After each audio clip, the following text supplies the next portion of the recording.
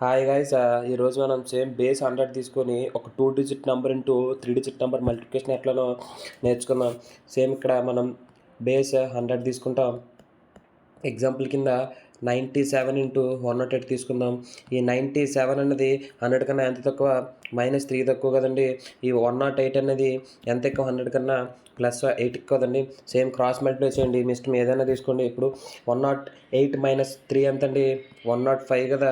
ఇప్పుడు 8 3 సార్ ఎంతండి, ఈ 24 కదా. ఈ 24ని 100 నుంచి మైనస్ చేయండి. 100 - 24 ఎంతండి, 76 కదా. ఈ 105 నుంచి -1 మల్టిప్లై చేయండి.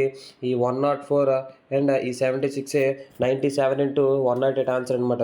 ఇంకొక ఎగ్జాంపుల్ తీసుకోండి, 94 ఇంటూ 104 తీసుకోండి. ఈ 94 అనేది 100 కన్నా ఎంత తక్కువ, -6 తక్కువ. ఈ 104 అనేది 100 కన్నా ఎంత ఎక్కువ, +4 ఎక్కువ కదండి. సేమ్ 6 4 సార్ ఎంతండి, 24 కదండి.